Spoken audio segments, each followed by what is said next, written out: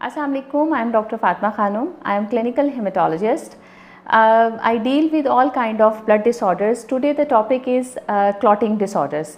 Clotting ये है कि basically it's a very common issue, लेकिन ये कि शायद इस पे बहुत ज़्यादा तफसील से बात नहीं की जा सकती। क्लॉटिंग क्या है? क्लॉटिंग ये है कि आपके खून का गाढ़ा होना, कि खून के गाढ़े होने की क्या वजह हैं। इस वीडियो में हम बात करेंगे इन सब चीज़ों की, इनकी रीज़न्स की, पेशेंट की सिम्टम्स की, कि पेशेंट हमारे साथ कैसे प्रेजेंट करते हैं और उसके बाद हम इसको ट्रीट कैसे कर सकते हैं।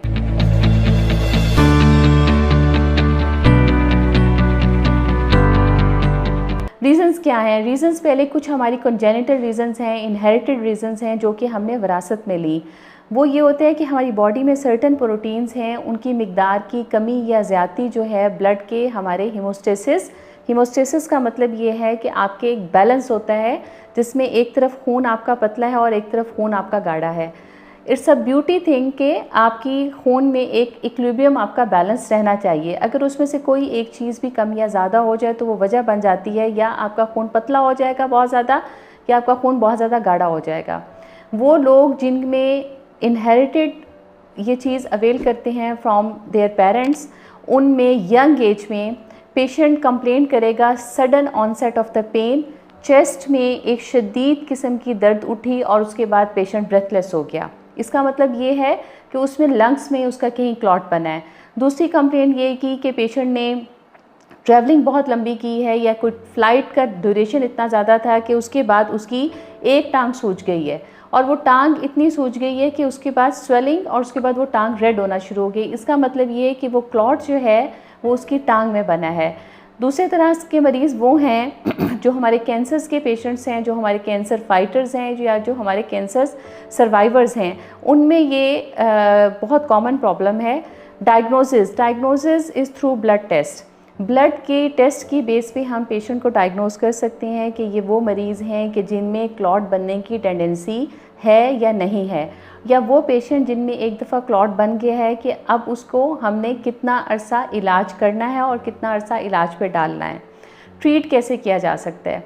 ट्रीट करने के लिए हम पेशेंट्स को मेडिसिन देते हैं, कुछ इंजेक्शंस लगाते हैं, कुछ मेडिसिन देते हैं जिससे कि उनका खून पतला हो जाए और दोबारा से खून की एक जो फ़्लो है वो स्टार्ट हो जाए।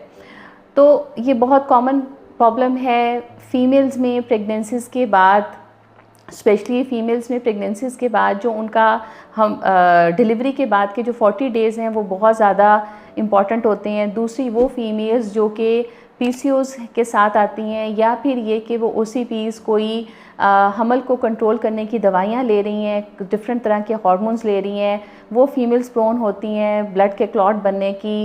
या तीसरी कॉज जो हमने सबसे पहले डिस्कस की, इनहेरिटेड कॉज, के जिसमें आपकी प्रोटीन के लेवल्स प्लस या माइनस होते हैं, वो लोग प्रोन होते हैं। लेकिन अगर हम इसको बार वक्त डायग्नोस कर लें तो पेशेंट को हम बचा सकते हैं। पेशेंट को हम मायोकार्डियल इन्फेक्शन, हार्ट अटैक से बचा सकते हैं, पेशेंट को हम फालिज से बचा सकते हैं। डायग्नोसिस थ्रू ब्लड टेस्ट है, और साथ ही उसको फिर हम ब्लड थिनर, उस दवाई को जिसको हम पेशेंट को डालते हैं, that is called blood thinner पे डाल दिया जाता है। और वो blood thinner for the certain time duration के लिए होते हैं। कुछ लोगों को हम 3 मंथ्स के लिए देते हैं, कुछ लोगों को 6 मंथ्स के लिए देते हैं, कुछ लोगों को 9 मंथ्स के लिए देते हैं, और कुछ लोगों को अनफॉर्चुनेटली हमें फॉर द होल लाइफ देना पड़ता है।